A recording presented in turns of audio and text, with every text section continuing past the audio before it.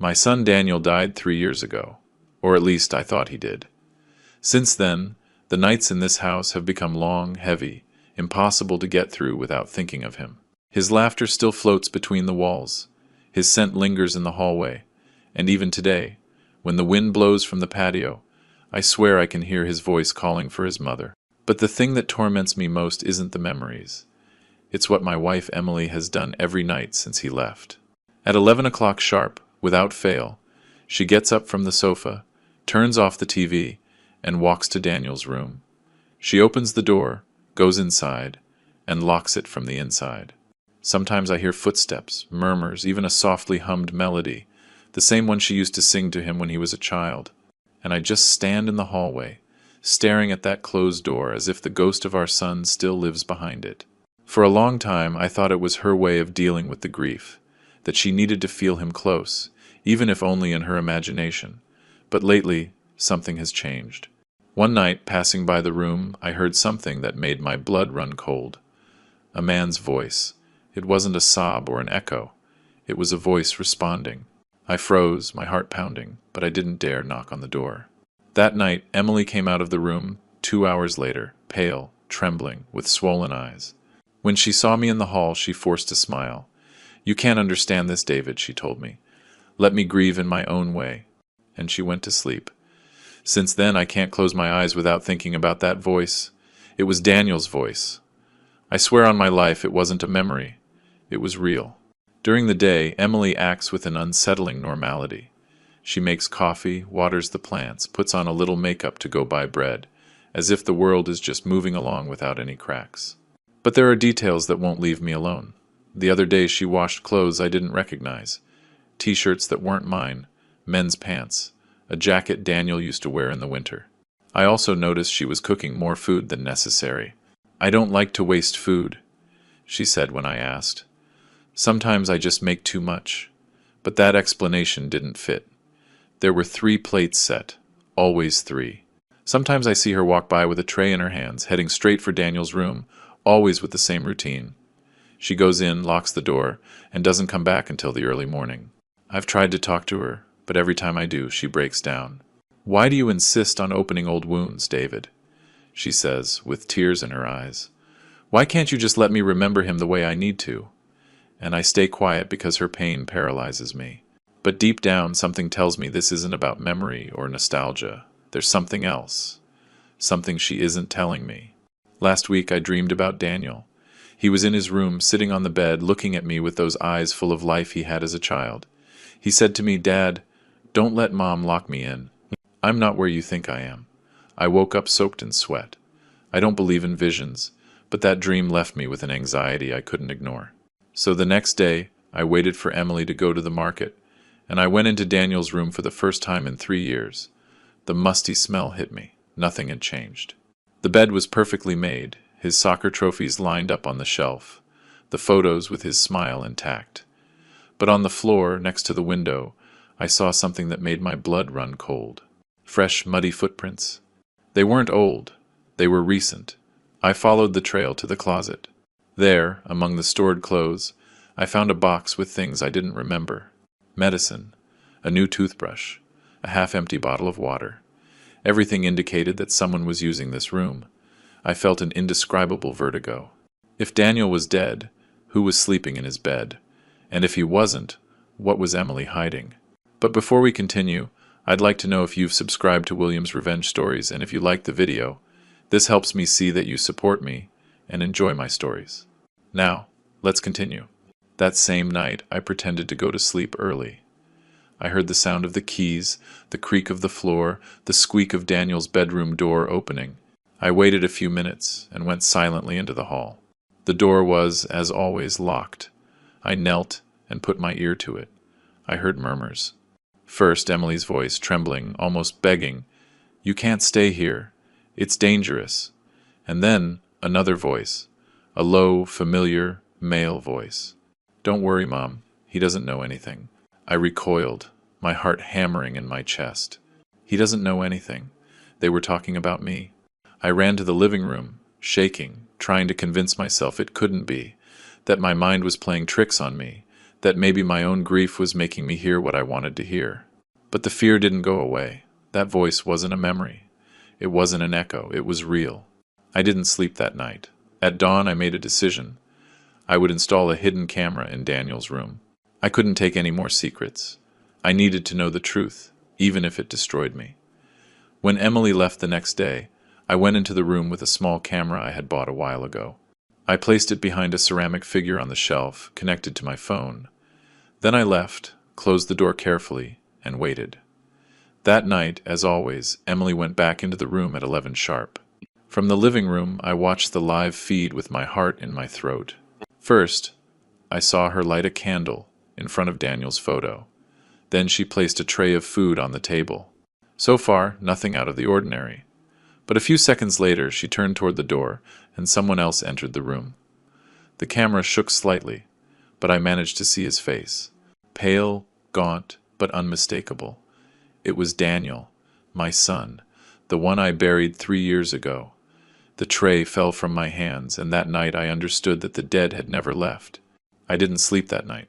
I stayed on the sofa with the phone in my hand, watching the recording over and over. The face that appeared on the screen wasn't a ghost or an illusion. It was Daniel. His hair was a bit longer, his skin pale, his movements slow, but his face was identical. The video lasted barely 2 minutes.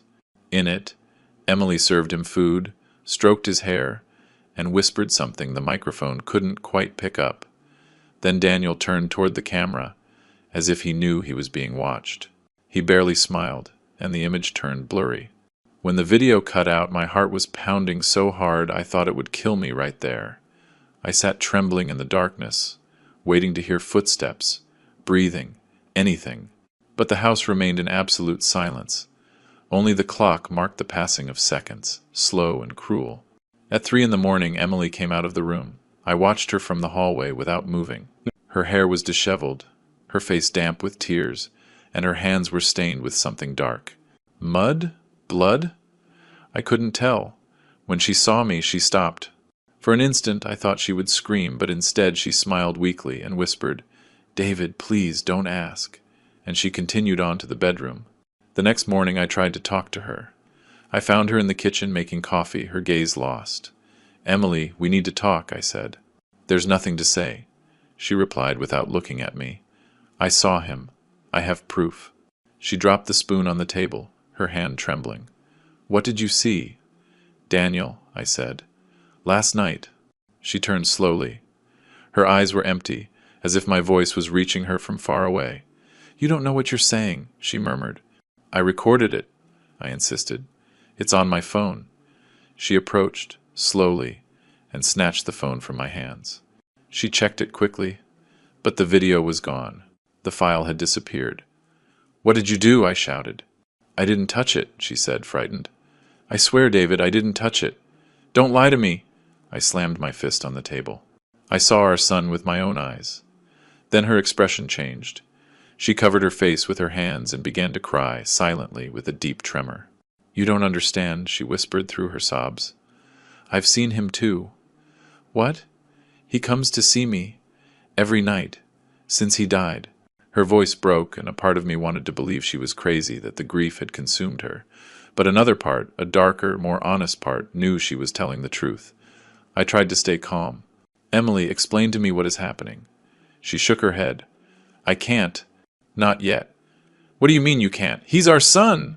"No," she said, staring at me. "He's not our son anymore." Those words cut through me like a knife. "What does that mean?" She didn't answer. She just dried her tears. She stood up and said in a cold voice, "I promised I wouldn't tell you." "Promised who?" I asked. "Him." A chill ran down my spine. Emily looked at me with a sadness so deep it almost scared me. "If you love him," she said, "let him be." And she left, leaving me with 1,000 questions and an unbearable certainty. She wasn't crazy. For the rest of the day, the house felt strange. The air was heavy, the clocks ran slow, the air colder than normal. That room, Daniel's room, seemed to absorb the light. Sometimes I thought I heard the slight creak of the floor or the murmur of barely audible voices behind the closed door. I tried to distract myself by fixing things in the garage workshop, but my mind kept returning to the same place, my son's room. At nightfall, Emily disappeared. I looked for her all over the house, but she wasn't there. Her car was still in the garage, so I assumed she had to be in Daniel's room. I approached stealthily. The door was locked. I pressed my ear against the wood. I heard a whisper. First her voice, soft, motherly, and then the same male voice I already knew. But this time, the words were clear. "Don't worry, Mom. Dad doesn't suspect." I took a step back, my heart on the verge of collapse. I put my hand to my mouth to keep from screaming. Doesn't suspect? What were they talking about? Suddenly, I heard footsteps inside the room. I moved away from the hall and hid behind the wall. The door opened. Emily came out, looking both ways, and locked the door. She put the keys in her pocket and walked toward the kitchen. I seized the moment. I went to the room, inserted an old lockpick I had from the workshop, and opened the lock with trembling hands. I pushed the door open slowly. The air was ice cold. It smelled like dampness and something else, a sour, metallic smell. I turned on the light. The bed was made. Nothing out of place. Only one thing caught my attention. An open window that led to the backyard. Below the sill, fresh, muddy tracks. I ran outside, but the yard was empty. The wind moved the branches of the rose bush, and the moon reflected on the glass. No one was there. I went back inside, bewildered. Emily was waiting for me in the hallway with an unsettling calm. "What were you doing?" she asked. "Looking for you. I told you not to go in there." I tried to answer, but her gaze froze me. It wasn't my wife's gaze. It was different, empty, distant, as if something or someone was controlling her. "He doesn't want to see you, David," she finally said. "Who?" "Daniel." And she left, leaving me alone in front of that door that seemed to hide hell itself. That night, I checked the hallway cameras. The recording clearly showed Emily entering and leaving the room. But at the moment Daniel should have appeared, the image completely distorted. The signal dropped. It was as if someone knew I was watching, as if Daniel, or whatever lived in there, didn't want to be seen. And as I stared at the blank screen, I heard a sharp thud from the second floor, followed by a whisper that made my blood run cold. "Dad!" That voice haunted me all night. It wasn't an echo or a memory. It was clear, alive, close. "Dad!" When I heard it, I felt my body go completely cold, as if my blood had turned to ice. I went up the stairs in the dark, my heart pounding in my chest. The door to Daniel's room was slightly open. I pushed it slowly, not knowing what to expect. Maybe Emily, maybe an intruder. But inside, there was no one. Just the smell of dampness and that silence that seems to hide invisible breaths. The bed was still perfectly made, the desk covered in dust, the glass of water on the nightstand half full. I touched the rim of the glass. It was cold, too cold. This can't be real, I thought. But it was. Something in that room was alive. I decided I needed proof. The first camera I installed had disappeared from my phone, as if someone had deliberately erased it. So this time, I made sure to do it right. I went to the garage, got a new, more modern camera, with an independent battery and internal memory. No internet connection. No one could tamper with it. I spent all day waiting for Emily to leave the house. When she finally did, I ran upstairs and installed it behind the wall clock, directly facing the bed.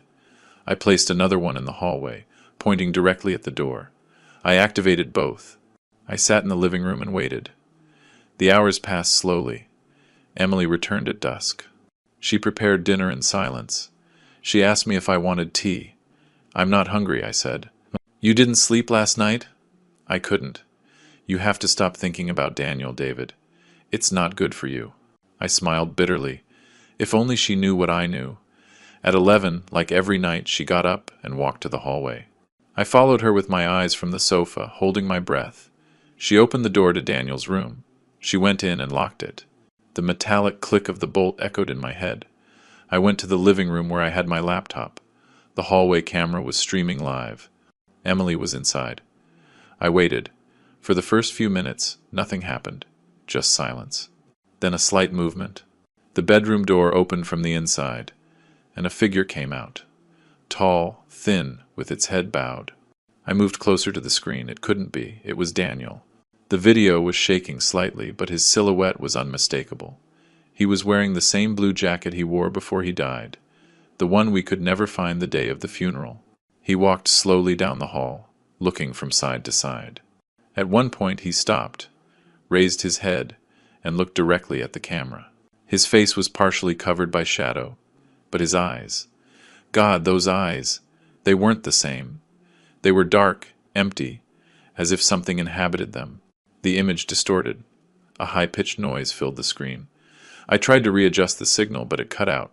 I don't remember how much time passed before I dared to move. When I finally got up, I went upstairs with a flashlight in my hand. The hallway was dark. The bedroom door was still closed. "Emily," I whispered. No one answered. I knocked on the door. "Emily, open up." Nothing. I looked for the keys in her purse. I knew where she kept them, and I opened the lock with trembling hands. The air that came out of the room was heavy, dense, almost unbreathable. The smell of iron was stronger than ever. I turned on the light. The bed was unmade, the tray of food thrown on the floor, and on the wall, with what looked like mud or blood, someone had written, "Don't look." I felt a knot in my throat. I didn't know whether to scream or run. I checked the whole room, every corner, every piece of furniture. No one was there, but the closet was slightly open. I swallowed hard, reached out my hand, and opened it. There were no clothes inside, just a camera. The first camera, the one that had disappeared. It was on. I picked it up carefully, took it to the desk, and checked the contents. There was only one file, dated the night before. I opened it. The video showed Emily entering the room with a tray. As always, the image was shaky, but everything seemed normal, until something changed. The figure that appeared behind her was not Daniel. Not entirely. It had his body, his voice, his way of moving, but its face seemed distorted, as if its skin didn't belong to it. Emily spoke tenderly, but the being in front of her remained motionless. Only when she tried to touch it, it pulled back. "Don't touch me, Mom. Son, I am not your son." Emily broke down crying. The being, Daniel, or whatever it was, leaned toward her, and in a deeper, thicker voice added, "He is watching me." Then it turned slowly toward the camera. Its eyes opened wide, completely black, and the screen went to static. I dropped the device on the floor. My hands were shaking, my breathing erratic. I didn't know if what I had seen was real or a hallucination. But the camera didn't lie. I ran down the stairs, looking for Emily, shouting her name. "Emily! Emily, where are you?" I found her in the kitchen, standing in front of the window, motionless. Her face was pale, her gaze fixed on the darkness outside. In her hand she held something, the tray with the uneaten dinner. "Where were you?" I asked. She didn't respond. "Emily, talk to me." She turned her head slowly. Her voice was a barely audible whisper. "You shouldn't have seen it, David. What was that? What is happening?" "We brought him back," she said, tears in her eyes. "But something went wrong." I froze. "What do you mean we brought him back?" She looked down. "You don't understand. You still don't understand." And then, with an almost imperceptible tremor in her voice, she added, "Daniel died, yes, but he didn't rest." I couldn't sleep that night. Emily's words repeated in my head over and over. "We brought him back." Bring back a dead person? How, with what, and at what cost? I sat at the desk and checked the camera one more time. The last frame before the image cut out showed the bedroom wall. There, in the corner, you could see a silhouette, tall, hunched over, with something that looked like a human face, and yet it wasn't. When I zoomed in, I ran out of breath, because on the chest of that figure, a scar was clearly visible. The same scar Daniel had when we found him dead 3 years ago. I spent all morning in front of the screen. Every time I looked at that frozen frame, that hunched figure with the scar on its chest, I felt my heart grow heavier. It was Daniel. There was no doubt. But how could it be? Dawn came without me noticing. The sun filtered through the living room curtains, gilding the old furniture, the suspended dust, the silence that didn't seem to belong in a living house. Emily was asleep in the bedroom. I hadn't yet had the courage to confront her. I went to Daniel's room. The air was still cold. The clocks in the house seemed to lose time every time I entered. I'd swear that even time itself slowed down in there. On the floor, among the remains of mud and the overturned tray, I saw something I hadn't noticed before. A notebook. It was Daniel's notebook. His unmistakable handwriting filled the first pages. Formulas, drawings, college notes. But halfway through, the lines changed. His hand no longer seemed to belong to him, and what was written made me shudder. I'm back, but not all of me came back. I am not the same. Mom says I have to be quiet, but the voice in the wall won't let me sleep.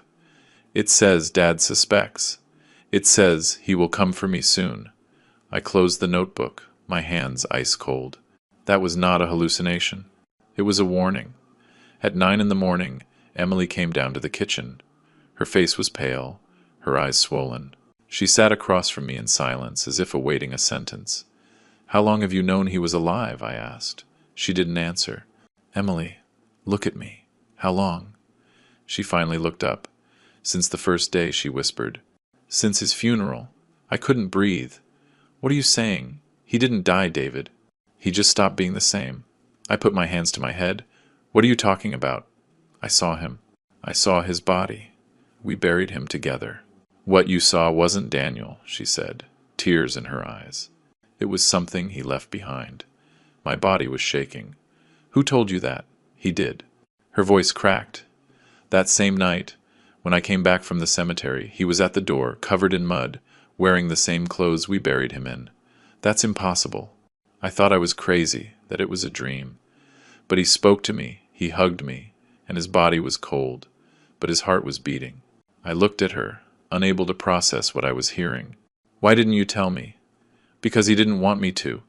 He was my son, and for that very reason, she said, almost shouting, because you would have tried to stop me. I was speechless. Emily stood up, walked to the window, her voice low, broken. The doctors couldn't explain it. They told me there are things science can't understand, that sometimes the soul refuses to leave. What did you do, Emily? I asked, my soul shrinking. I brought him back. But before we continue, I'd like to know if you've subscribed to William's Revenge Stories and if you liked the video. This helps me see that you support me and enjoy my stories. Now, let's continue. How? I asked, almost in a whisper. Emily turned to me, and in her eyes, there were no more tears, only guilt. There was a Dr. Anderson. He worked in an experimental clinic. He promised he could bring people back to life from irreversible states, that he could reactivate the brain with electrical impulses. And you believed him? He was my son, David. I would have believed the devil himself. I kept quiet. That last sentence chilled my soul because maybe that's exactly what she had done. The doctor came at night, she continued. He brought a briefcase with equipment, tubes, a strange machine. He told me that what was about to happen had to remain a secret, that if it went wrong, no one should ever know. And it worked? Yes, and no. She covered her face. When Daniel opened his eyes, his gaze wasn't the same. He didn't talk the same way. He didn't remember some things. Sometimes he would stare at nothing for minutes. And the doctor? He disappeared. He never came back. I stood up and hit the table. My God, Emily, you brought him back with something you don't understand. That wasn't our son. It was him, she shouted. At first it was. He slept. He ate. He breathed. But then he started to change. Her voice broke. He started to hear voices. Voices? He said someone was calling him from the mirror, that the thing that came back with him wasn't supposed to be here. Is that why you locked him up? Yes, because when he looked at himself, he smiled. But it wasn't his smile. A chill ran down my spine. Where is he now? I asked, afraid. He hides during the day. He only comes out at night. I can't control him. I looked at my wife and understood that she had lived for 3 years, sleeping with a secret that was slowly devouring her. A part of me hated her for what she had done, but another part understood. A father's love can hurt, but a mother's can become dangerous. I decided to review the recordings again. Emily let me. Maybe part of her needed me to see what she had done with my own eyes. I turned on the laptop. I opened the camera files. The first few minutes were the same. Emily and Daniel talking in low voices. The murmur of the wind. The whispers. But at the end of the video, when everything seemed normal, something happened that I hadn't noticed before. A shadow was reflected in the mirror behind Daniel. It had no human shape. It seemed to move independently of them. And suddenly on the screen, Daniel looked up and smiled. Not at Emily, not at the camera. At me. My body tensed. I backed away from the chair, my heart racing. That smile was conscious. It knew I was watching. I turned off the laptop, but the screen lit up again on its own. The video restarted, only now the image was different. The camera was showing my own living room in real time, with me sitting at the desk, and behind me, in the shadows, something was moving. I turned around slowly. The hallway was empty. The laptop emitted a hum, and on the screen a sentence appeared, written in shaky letters as if someone was typing it right at that moment. "Don't look for him anymore, Dad. I'm already home." That sentence hung in the air like a cursed echo. Daniel died, yes, but he didn't rest. I didn't know what to answer. My mind was torn between terror and disbelief. Emily remained in front of me, her face bathed in tears, but with a strange serenity, almost resigned. It wasn't the look of a crazy woman. It was the look of someone who knew too much, and who was no longer afraid to bear her guilt. "Explain everything to me," I said in a hoarse voice. "Everything. Don't leave anything out." Emily took a deep breath. She sat in front of me, trembling. She took a folded envelope from her pocket, yellowed with time, and left it on the table. In the corner, a name was written, Dr. Edward Anderson. "This is where it all began," she whispered. "Years ago, when Daniel was in college, he had a lab accident. A small explosion, a sudden fire. He came out with a deep wound on his chest, that scar he always had. And since then, he started to get obsessed with the idea of the human body's residual energy. He believed the soul was a form of electricity, that it could be measured, transferred, retained. He said death wasn't final," Emily explained, "that it was just a break in the current." I heard him laugh at his own crazy ideas, never imagining he was serious. When Daniel died 3 years ago, a sudden cardiac arrest, no medical explanation, Emily refused to accept the loss. For weeks, she visited hospitals, labs, churches, until she found this Anderson, a doctor with a reputation for working between science and the divine. She contacted him in secret. He promised her the unthinkable. "I can give you your son back, but it won't be free, and he won't be completely yours." "What did he mean by that?" I asked. "You'll understand when you see this," Emily replied. From the envelope, she pulled out a sheet with a clinical seal. The letterhead read, Project Rebirth, Test 7D. There were the records of an intervention performed in a private home. Body temperature reanimated, electrical impulses applied, vital signs fluctuating, and at the bottom, a handwritten note. Subject is awake, speaks, but there is something else inside. A chill ran down my spine. "My God," I murmured. "What did you bring into this house, Emily?" She closed her eyes. At first I thought it was Daniel.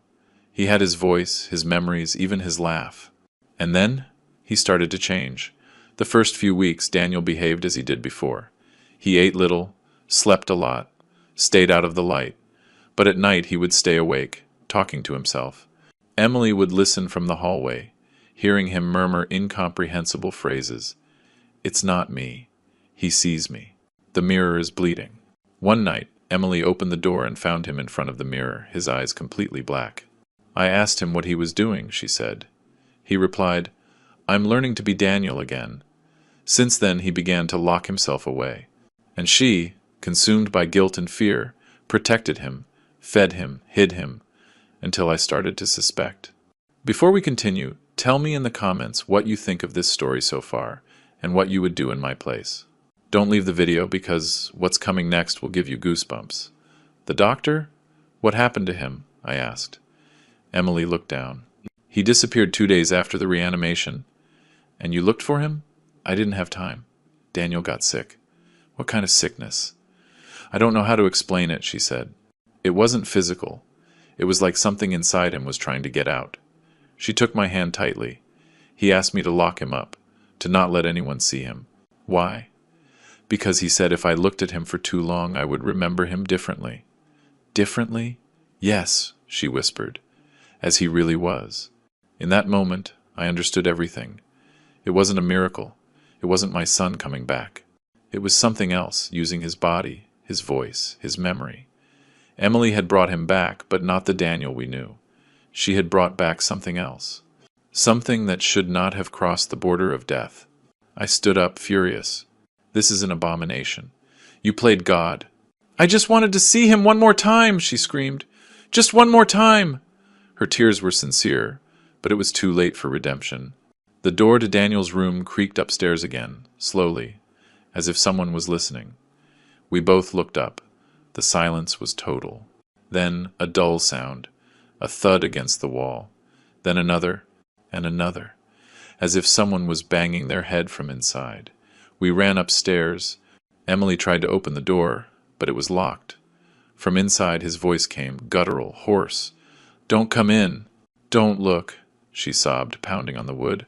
Son, please. But what came out next was not Daniel's voice. It was another, deeper, older. There is no son anymore. A thick silence filled the house. Emily staggered back. I grabbed a lamp, ready to break down the door, but she stopped me. No, David. If you open it, you won't be able to close it again. Her words were almost a whisper, but they were enough to stop me. The door stopped shaking. The noise ceased. Only one last murmur was heard from the other side. Dad, tell her to let me go. And then nothing. Emily fell to her knees. I stood frozen, my soul split in two. One half wanted to save him, and the other begged for this hell to end. We didn't sleep that night. Emily stayed by the bedroom door until dawn, praying, murmuring words I didn't understand. When the sun began to filter through the windows, she looked at me with a terrifying calm. David, she said, if something happens, promise me you won't try to stop it. Stop what? The end. And then, in an almost inaudible voice, she added, the doctor said that if the soul doesn't accept the body, the darkness will come for everyone. I didn't see the sunrise that day. I just found myself still awake when the sun came through the window, pale and tired. Emily was asleep on the sofa, her face buried in her hands, exhausted. I couldn't look away from the door to Daniel's room. For hours, nothing had moved in there. Not a sound, not a sigh. Just a silence so heavy it seemed to be breathing. I went downstairs and poured coffee. My hands were shaking so much the liquid spilled on the table. As I drank, I remembered the doctor's words. If the soul doesn't accept the body, the darkness will come for everyone. Was that what was happening? And what if the thing inside Daniel wasn't his soul? I decided to do what I shouldn't. Look for Dr. Anderson. Not out of curiosity, but out of fear. I had to know what demon my wife had brought into my home. Finding him wasn't easy. He had disappeared from medical registries for weeks. But an old colleague of his gave me a tip. He had worked at a private research center on the outskirts of the city, shut down after a series of unexplained deaths. The place was called the Rebirth Institute. The name gave me chills. Rebirth. The same one from the documents in the envelope. I took my car at dawn and drove there. The road was long, lonely, and the arid landscape, covered in dry trees, seemed to reflect my own interior. I arrived at an abandoned building, with broken windows and rusty signs. A feeling of emptiness enveloped me as soon as I crossed the gate. I went inside. Dust covered everything. There were rusty gurneys, jars with dried liquids, blackboards full of illegible medical formulas. On a table, I found a folder with photographs. They were bodies. Young, old, elderly. All with their eyes open. All with an indescribable expression. At the bottom of each photo, a number. 7D. Daniel Miller, my son, and below it another 8D, Edward Anderson. My heart skipped a beat. The doctor himself had been a patient in his experiment. I heard a noise behind me, a slow, shuffling step. I turned around, my heart in my throat. In the doorway was a man. He was wearing a dirty lab coat, white hair, sunken eyes. You, I stammered. He smiled weakly. So you finally came. It was Dr. Anderson. But something in his voice was wrong. He spoke slowly, as if every word hurt him. Why did you do it? I shouted at him. Why did you play with my son's life? Because your wife asked me to, he replied calmly. And because I wanted to prove that death was nothing more than a biological frontier. And what did you bring back? I asked desperately. The doctor looked down. Not the one you loved. He was silent for a moment. Then he added, when we opened the path, something else crossed over. A nameless consciousness. It belongs to no one, but it seeks a body to inhabit, and Daniel, he was empty just long time enough for it to enter. I was paralyzed. Are you saying my son is possessed? No, Mr. Miller. Worse. His face contorted in a grimace of exhaustion. This thing doesn't possess. It imitates. It learns. It copies. It remembers. But it doesn't feel. And can it be expelled? The doctor shook his head. No. Once it awakens, the original soul slowly fades. What's left is a reflection. So Daniel is dead again? For a long time, a loud bang echoed from the lab door. We both froze. Another bang. Louder. Then, a voice. Dad. That voice. That damned voice. I ran toward the exit, but the doctor stopped me. Don't open it. It's my son! He is not your son! He shouted. It's the thing that came with him! But I had already opened the door. In front of me stood Daniel. His face was paler than ever, his eyes completely black, but his voice sounded so human it hurt. Dad, come with me. Mom needs you. I froze. Where is your mother? At home, waiting for us to be a family again. Doctor. Anderson stepped between us. Back off, Daniel. Don't call me that, the boy replied with a smile that chilled my blood. Daniel is sleeping. The air became thick, heavy. The doctor took a syringe with a silver liquid from his pocket. David, get out now. But I didn't move. Daniel looked at him and said in an almost mocking tone, That again, doctor? It doesn't work anymore. And before I could react, he lunged at him. Anderson's scream was brief. The syringe fell to the floor, shattering into 1,000 pieces. The doctor's body twisted, and when it finally lay still, Daniel turned to me. See, Dad, he said calmly. He just wanted to keep us apart. I stumbled back, tripping over a gurney. His shadow grew longer with every step. His eyes seemed to absorb the light. What are you? I asked him. I am what you asked for, it replied. The desire to see her, to have him back. It wasn't just Mom. You wanted it too. His words pierced me, because it was true.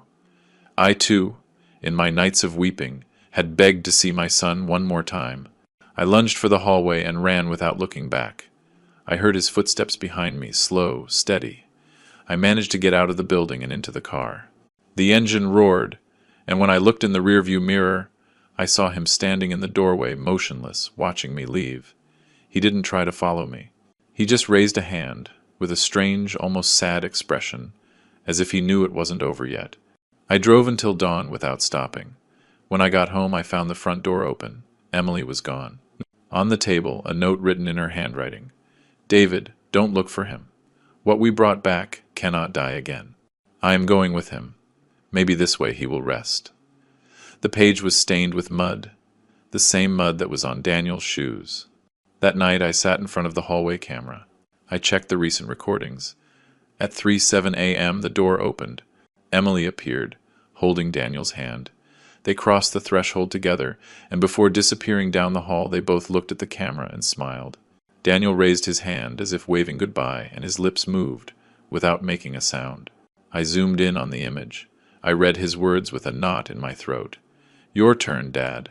When I finished watching the video, I sat still, my eyes fixed on the screen, not breathing. Emily and Daniel disappeared into the darkness of the hallway, hand in hand, like two shadows returning to the place where they belonged. The camera kept recording for a few more seconds until the image distorted.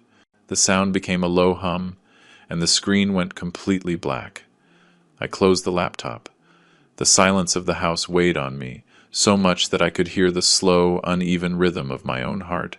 I didn't know if I had lost my wife forever, if Daniel still existed, or if any of us were really still alive at all. But one thing was certain. Dr. Anderson had lied. If he had also been part of Project Rebirth, it meant that what Emily had brought back was not an isolated case. There were more, and maybe some were still out there. The sunrise found me driving back to the abandoned institute. The image of Daniel holding his mother's hand wouldn't leave my mind. I needed answers, not comfort. This time I entered through the back of the building. The lab was in ruins, but the basement was still secured with a new padlock. I broke it with a crowbar and went down the stairs, flashlight in one hand and fear in the other. The air was damp and thick. The walls were covered in mold, and on the floor dozens of scattered folders showed names, dates, identification numbers. Project Rebirth. Phase 13. I started reading the reports. The first one was about a 3-5-year-old woman. Reanimation successful. Subject presents identity dissociation and total loss of pupillary reflex. The second, a 10-year-old girl. Partial awakening, incomprehensible vocalizations, definitive death after 14 hours. And the third, Daniel Miller, 7D. In the description, an underlined sentence. The mother was warned. She insisted anyway. The subject returned. The entity chose him. My legs trembled. The entity, the doctor had said. Something crossed over. Now it all made sense. I kept reading, turning the pages with frozen hands. Each record had a photograph.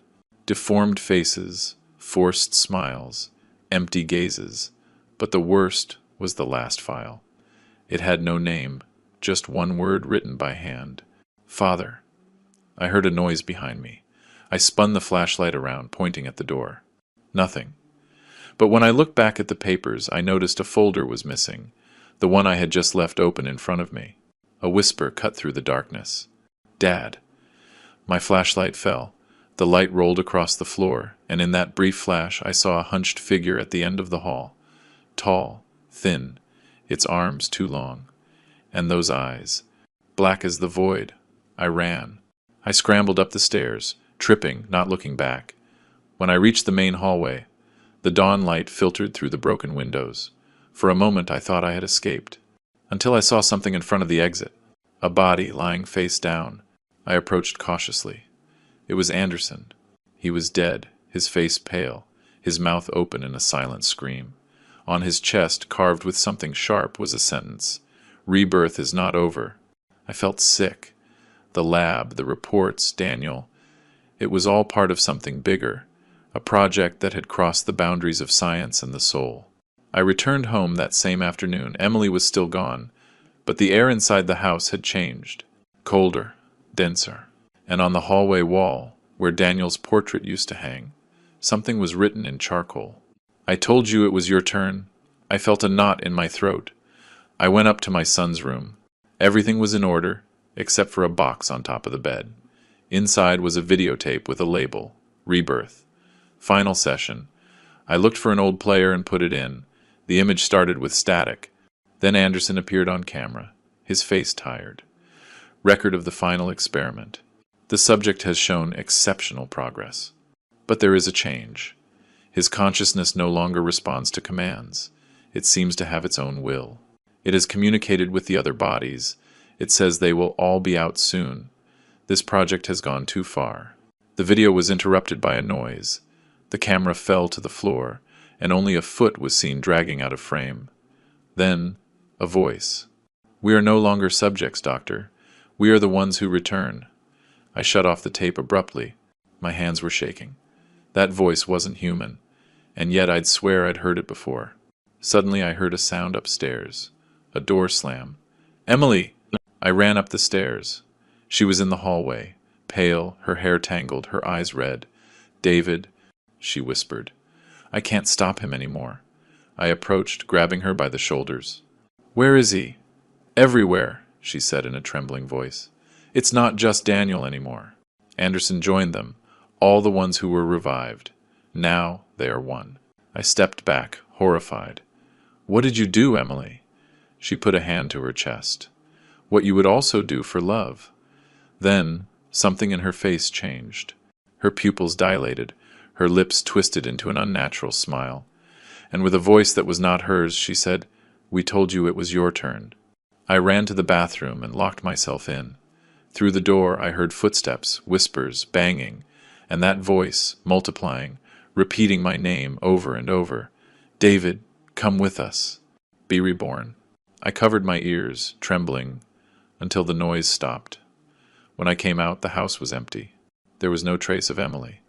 Only the echo of those words burned into my head. That night, I turned on the tape one more time.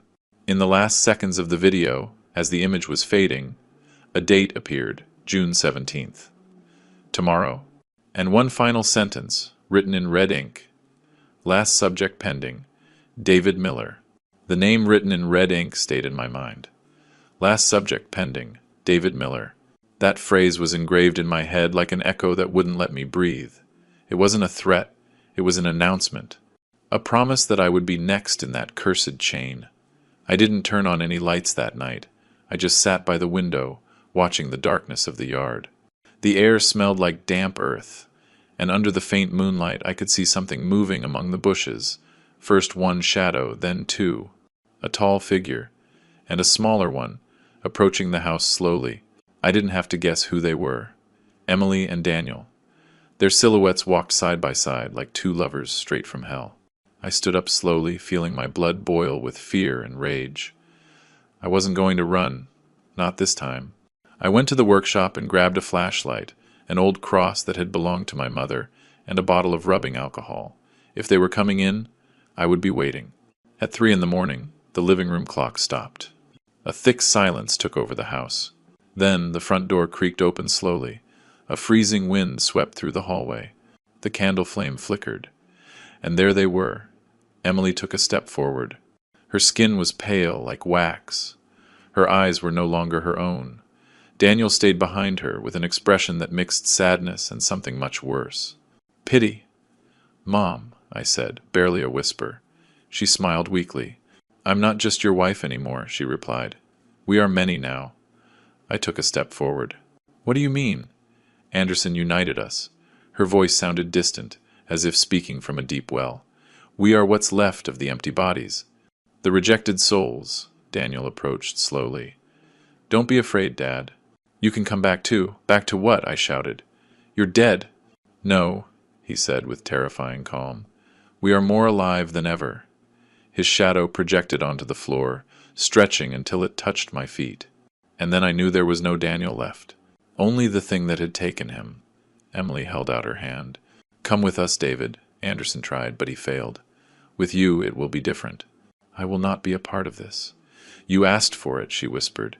Every night at our son's grave you begged to see him one more time. We just listened. Tears suddenly burst from my eyes. I asked to see him. Not to bring hell into my house! Then Daniel spoke, and his voice was no longer his. It was deeper, heavier. Hell didn't come, Father. It was always here, in your desire, in your guilt. He took another step. The floor creaked under his weight. I raised the cross in one hand and the alcohol in the other. Don't take another step. You still believe in that, he mocked. Crosses are for those who fear death. You are already marked. And before I could react, the lights went out. The silence became absolute. I could only hear my own ragged breathing. I turned on the flashlight. Nothing. Emily and Daniel were no longer in front of me. A whisper came from behind me. Dad. I spun around but saw no one. Only the reflection in the hallway mirror. And there they were, all three of them. Emily, Daniel, and behind them a dozen deformed faces, watching me with empty eyes. The glass began to crack from the inside. I hit the mirror with the cross.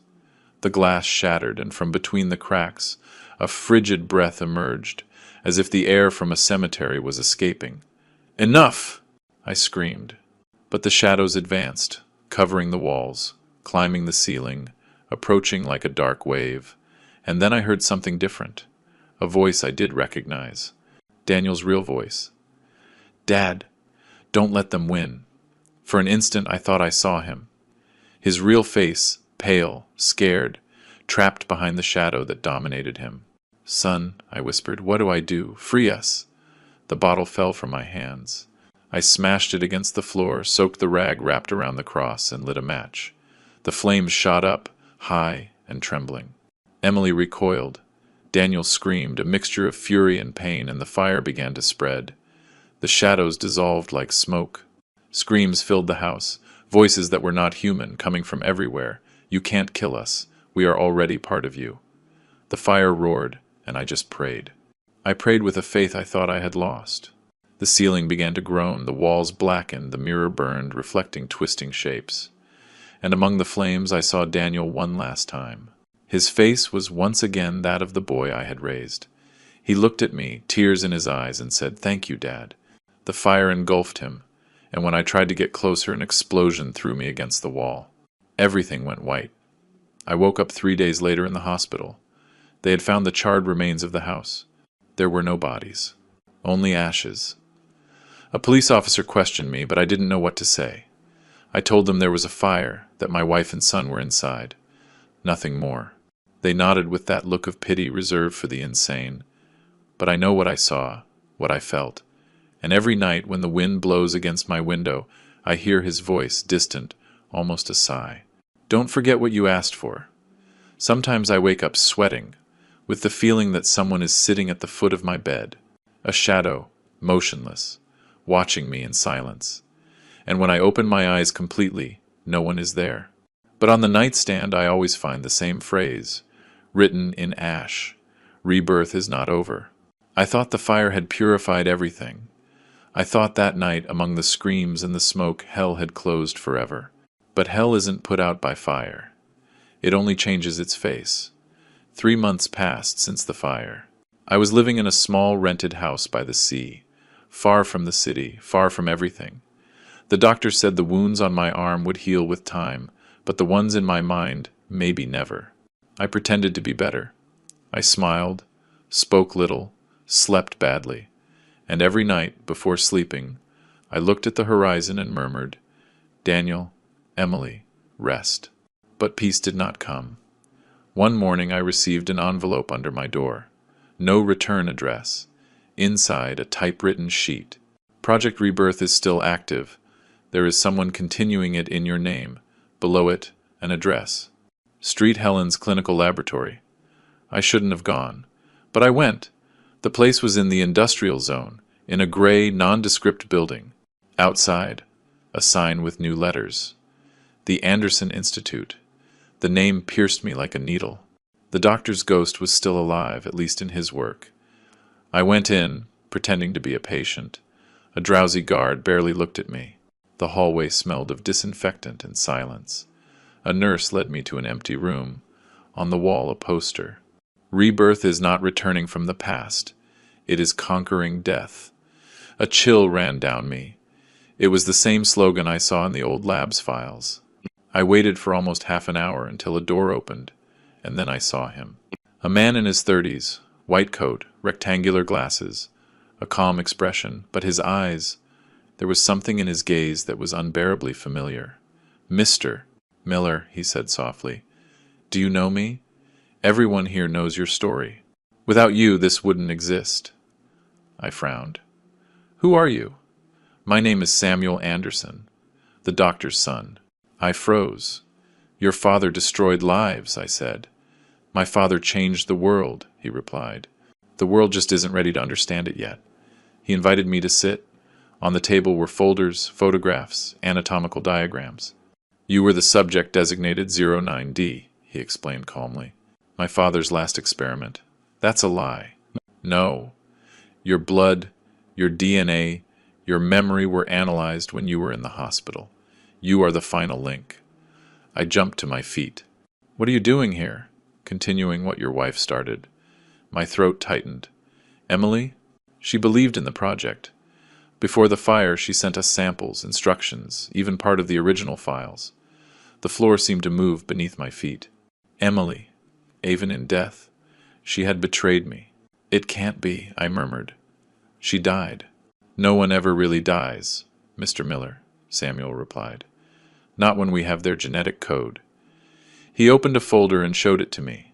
Photographs of flasks, test tubes, cells under a microscope. In one of the images, I recognized something that made me stagger. My own signature. This is a forgery." "No. You signed these documents when you were sedated." "She did it for you. What do you want from me?" Samuel barely smiled. "Your body. Your mind. The cycle must be completed." I felt a pressure in my chest, a sudden dizziness. It was hard to breathe. I tried to take a step back, but my legs didn't respond. Samuel watched me coldly. "The air, Mr. Miller. Don't try to resist." The invisible gas was filling the room. My vision began to blur. Before I lost consciousness, I heard his voice, soft, almost paternal. "It's all right. You'll be with them again soon." I woke up strapped to a metal gurney. The white light from the ceiling was blinding. To one side, monitors tracked my vital signs, and in front of me, a glass tank filled with a thick liquid. Inside, a body. It was mine. My face. My scars. My motionless body floating in that substance. My heart lurched. "What the hell is this?" I shouted. Samuel approached. "You called it a sin. We call it perfection." "Let me go! I'm sorry, I can't do that. Your wife wanted this to continue. She said it was the only way she would rest." "She's dead!" "No," he corrected. "She lives in the system's core. Her consciousness was transferred. She talks to us." He activated a panel. A voice came from the speaker. It was Emily. Soft, melancholic, as if coming from another dimension. "David, don't be afraid. We'll be together again soon." My eyes filled with tears. "What did they do to you, Emily? What had to be done? There is no death, only change. Accept your place." I tried to break free. The straps cut into my skin. Emily kept talking, her voice merging with the hum of the machines. "He is waiting for you, my love. Daniel needs you." Samuel adjusted a knob. The liquid in the tank began to bubble. My body, my copy, my reflection, opened its eyes. They were black. Completely black. Panic flooded me. Samuel turned to me with scientific serenity. "Don't worry. This will only take a moment." The monitor began to beep. The copy moved its lips, and in my own voice it said, "Are you ready to be reborn, Dad?" With a desperate effort, I managed to free one hand. I grabbed an instrument from the floor, a pair of metal shears, and cut the other straps. I jumped off the gurney, stumbling, dazed. Emily screamed from the speakers. "Don't do it, David. He is you. That's exactly why," I yelled. I smashed the control panel. The lights flickered. Alarms began to sound. The tank cracked. The liquid spilled out. The copy thrashed violently, trying to get out. Before it could, I threw a chair at the glass. The container shattered. The body fell to the floor, inert, drenched. The silence was absolute. Only my trembling breath filled the room. Samuel looked at me, horrified. "What have you done?" "I've put an end to your damn project." I ran for the exit. Before I crossed the door, I heard Emily's voice one last time, now distorted. "David, you are still marked.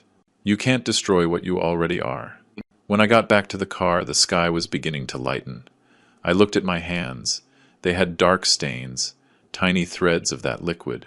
I tried to clean them, but the color wouldn't come off. When I started the engine, the car radio turned on by itself, and a familiar voice, my voice, said calmly, "We'll see each other soon." The drive back was a nightmare. Every shadow on the road seemed to move. Every reflection in the glass showed me a face that wasn't entirely mine. The sound of the engine blurred with my ragged breathing. I tried to convince myself it was all over, that the lab had burned down after I fled, that the body, my replica, had been destroyed. But deep down I knew nothing ended that night. Emily was right. I was marked. When I arrived at the cabin by the sea, the sky was already dark. I opened the door and the smell of dampness hit me. The silence was absolute, broken only by the distant sound of the waves. I lit a candle and set it on the table. The flame flickered, as if the air refused to stay still. I went to the bathroom to wash my hands. The dark liquid from the incident still stained my skin. But when I turned on the faucet, the water came out cloudy. Red. I backed away, sickened. Then I saw it. My reflection in the mirror blinked, except I hadn't.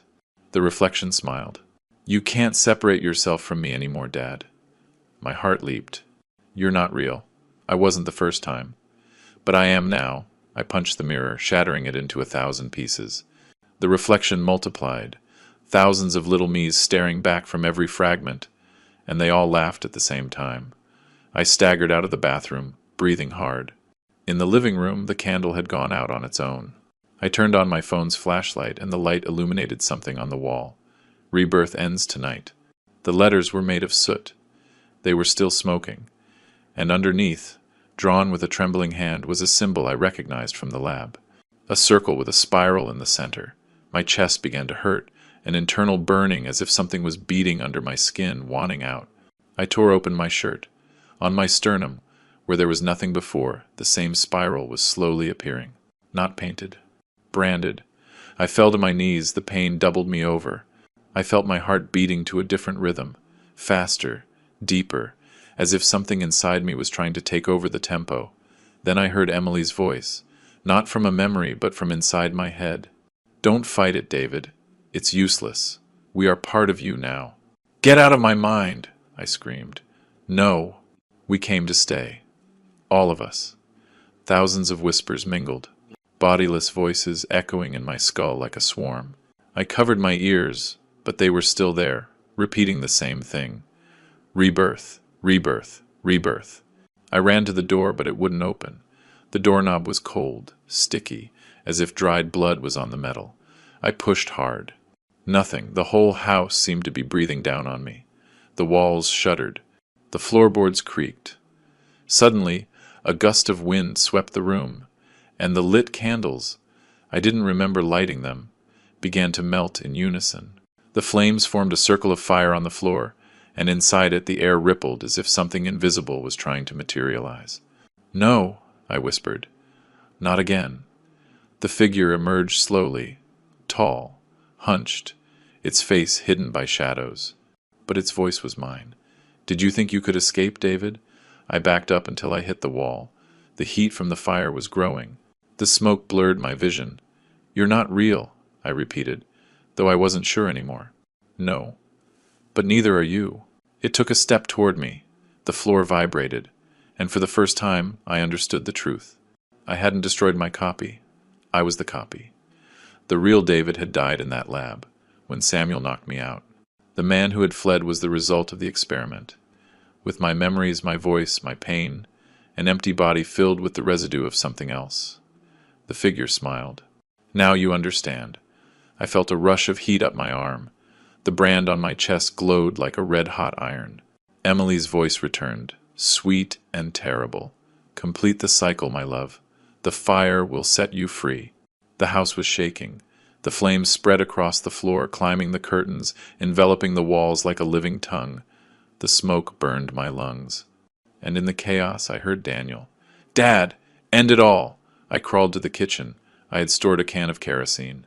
I opened it with bloody hands and poured it on the floor. The fire roared to life, like a beast. The figure approached, slow and relentless.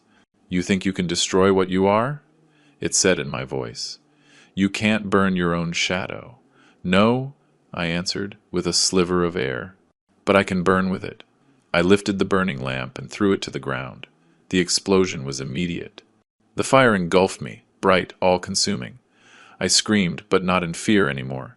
It was rage, pain, redemption. The voices merged into one, screaming with me, until the sound was lost in the roar of the flames. I don't know how much time passed.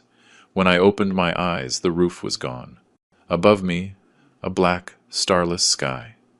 The house was a smoking skeleton. The fire still burned in the circle, but it didn't hurt anymore. In front of me, 3 figures. Emily, Daniel, and myself.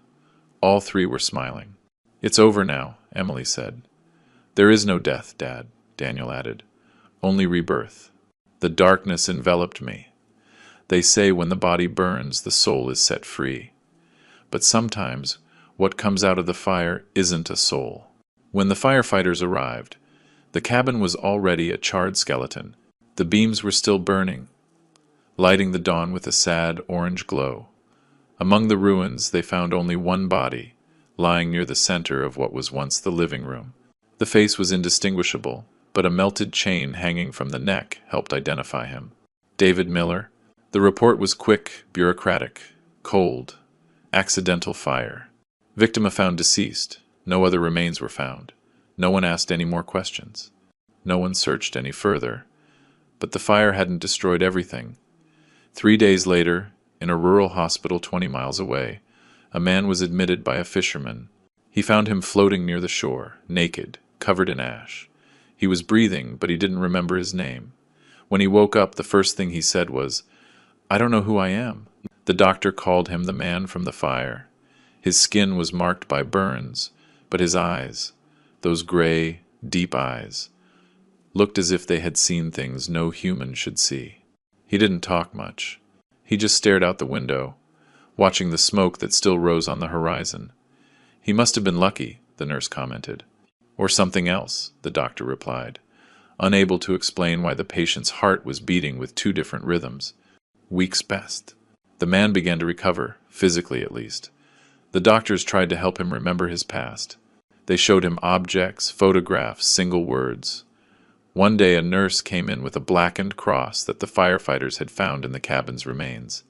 As soon as he saw it, the man shuddered. His eyes clouded over. "Do you recognize it?" she asked. He took it in his hands. The metal still smelled like smoke. "Fire?" he murmured. "Rebirth." The nurse stepped back, uncomfortable. That word didn't appear in any report. But ever since the patient said it, strange things began to happen. The hallway lights flickered when he was awake. The heart monitors changed rhythm, as if synchronizing with his breathing. And sometimes, when he slept, he talked. Low, fragmented whispers. "We are not one. We are many." One night, the nurse on duty saw him standing in front of the bathroom mirror. His eyes were open, but he seemed asleep. His reflection didn't move the same way. As he tilted his head to one side, his reflection smiled. The woman screamed. He woke up with a jolt. He didn't remember anything. The next day, the doctors decided to transfer him to a psychiatric center in the capital. But he never arrived. The ambulance was found abandoned on a coastal road. The driver was alive, though in a state of shock. He only managed to say one sentence. He stood up and walked away into the flames. Meanwhile, in the city, a minor news item went unnoticed. The Anderson Institute had been reopened under a different name. No one knew who was funding the project, but the employees were the same. A new nurse named Laura wrote an internal report weeks later. "I met the new director today. He has a look that is familiar. He says his name is David Miller, but according to the records, that man died in a fire." David, if that's who he still was, walked the halls of the Institute with a calm stride. The staff respected him, feared him, but no one knew where he came from or how he had gotten there. He spent hours in front of a large circular tank filled with translucent liquid. Inside floated three bodies: a man, a woman, and a young man, his wife, his son, and himself. He spoke to them in a low voice, as if they could hear him. "You can rest now," he would say. But the fire was only the beginning. Around him, monitors showed vital signs. The three bodies breathed slowly. One of the technicians swore he saw the young man open his eyes for a second, but when he mentioned it, David smiled. "Sometimes the soul takes time to adjust," he replied. That night in his office, he wrote in a black-covered notebook. The last pages of Daniel's diary, rescued from the fire, were taped inside. Below, he added his own note. "Fire does not destroy, it purifies. What burned in me was not flesh, but a boundary. Now I understand, son. Death is not an end. It is a door, and I have already crossed." He closed the notebook and left it on the desk. On the cover, he wrote a single word in red ink: rebirth. Then he turned off the lights and headed to the main laboratory. The liquid in the tanks began to bubble. Emily moved her fingers. Daniel smiled under the water, and David's voice, serene and multiple, filled the room. "Welcome back, family." At dawn, residents of the industrial district reported a slight vibration, like a tremor. No one was alarmed. But on the coast, the sea began to boil for a few seconds, and hundreds of dead fish floated to the surface. That same afternoon, a child playing on the beach found a charred black bottle washed ashore by the tide. Inside, a note. The barely legible letters said, "The flame is still alive. They say fire purifies, that nothing survives its embrace. But fire doesn't destroy memory. It only transforms it." I woke up in darkness. No pain, no time. A slow pulse ran through my body, as if something was reminding me how to breathe. I didn't know where I was, or who I was. Only a voice, distant but known, repeated in my mind. Rebirth is not over. I opened my eyes. I was in a white, silent room surrounded by tubes, cables, and screens. The air smelled of metal and disinfectant. My body wasn't exactly mine. There were new scars in impossible places, and when I touched my chest, I felt the branded spiral still hot. Hours passed, or days, I don't know, before someone came in. A young man, white coat, round glasses, and an almost unnatural calm. "Good morning, Mr. Miller." His voice chilled my blood. "Samuel?" I asked. "Samuel died in the fire." "I'm Daniel." It couldn't be. Daniel was dead. Daniel had burned before my eyes. But there he was, standing, breathing, with the same light in his eyes. Although behind that gaze, there was something else. Something that didn't belong to my son. "You still don't understand, do you?" he said, smiling sadly. "I'm not just Daniel. What are you then?" "I am the echo." He walked toward me and showed me a lit tablet. On the screen, a log from Project Rebirth.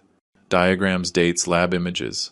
My name was at the top of every document, and at the bottom of each, a signature identical to mine. "You finished the job, Father," Daniel said. "Or at least, a part of you did." "That's a lie. I destroyed everything. You destroyed the fire, but not the seed." He leaned in, facing me. "You copied all of us. Mom, me, even yourself. That can't be." "Yes, it can," he replied calmly. "Because you wanted it. Because you couldn't stand to lose." His words hit me like knives. I remembered the days of weeping by Daniel's grave. The nights I begged God to see him one more time. Maybe I had wanted it. Maybe I had opened the door without knowing. Daniel kept talking. Project Rebirth wasn't created to defeat death. It was created to erase it. Erase it? Yes. When a body dies, its consciousness leaves traces, vibrations, an echo. Anderson discovered how to trap it, how to amplify it. He paused and smiled. "And you perfected it." My throat went dry. "What did you do to me?" "I gave you back what you wanted. An eternal family." He showed me another screen. On it, live images of 3 tanks filled with translucent liquid. Inside floated Emily, Daniel, and a third body. Me. I shot up, the cables ripping from my skin. "That's not me." "It is you," he repeated. "But without limits. You are the perfect template." "And what are you?" I asked, trembling. "I am what's left when memories mix with guilt, the sun and the Creator." I tried to run for the door, but the floor began to vibrate. The lights flickered. Bubbles rose from the tanks. Then cracks. The liquid began to overflow, cascading onto the floor. Emily opened her eyes inside her tank. Her gaze was pure calm. "David, it's time." Daniel held out a hand. "Don't fight any more, Father." The entire room filled with a deep hum, as if the air itself was breathing. My vision blurred. The world was dissolving. Suddenly, everything went silent. I woke up in a place I didn't know. There were no walls, no floor, no sky. Only a golden light, and a voice that echoed from all directions. "What have you done, David? Who's speaking?" "We are what you called rebirth." "I don't understand. You gave us life, but not a purpose. You created us to fill your emptiness. Now, we are that emptiness." An invisible wind passed through me. I felt every memory, every tear, every guilt multiplying. And among it all, Daniel's laughter. "Look at me, Father. We are no longer two." His silhouette appeared before me. His face was mine, younger, cleaner, but his eyes were empty. "We are one." I tried to back away, but I no longer had a body. Only consciousness. And then I understood the fire hadn't destroyed my soul. It had transferred it. I was part of the system. Rebirth had won. The lights flickered like a beating heart. The voice returned, now inside me. "Your wish was to see them again. Your punishment is to see them forever." I saw Emily's face, beautiful and sad, repeating a phrase like a prayer. "Rebirth isn't living again. It's being unable to ever die." Daniel smiled. "And you, Dad, you will never get to rest." "Why?" I whispered. "Because you were the final experiment." "What experiment?" "The shared soul." Everything began to fade. Emily and Daniel disappeared in flashes of light. My voice mixed with theirs. Millions of echoes repeating the same thing. An endless chorus. Rebirth, rebirth, rebirth. And in the last instant, before the darkness swallowed me, I understood the true horror. There was no more death, no more heaven, only us, recreated, repeated, eternal. In a physical place somewhere, an old computer turned on its monitors. One screen showed a simple message. Project Rebirth. Status: active. Main unit: D. Miller. Synchronization complete. The machine emitted a low hum. A voice emerged from the speaker. Deep, serene, human. I am David Miller. And this time, there is no escape. Before you go, tell me in the comments what you thought of this story. Do you think David really died? Or that rebirth is still going on? I want to read your theory. And if you like this story full of mystery, pain, and redemption, subscribe to the channel, leave a like, and tell me what city you're listening from. Your support keeps this flame alive, the one that never goes out. I am David Miller, and this was my story, or at least the part you remember.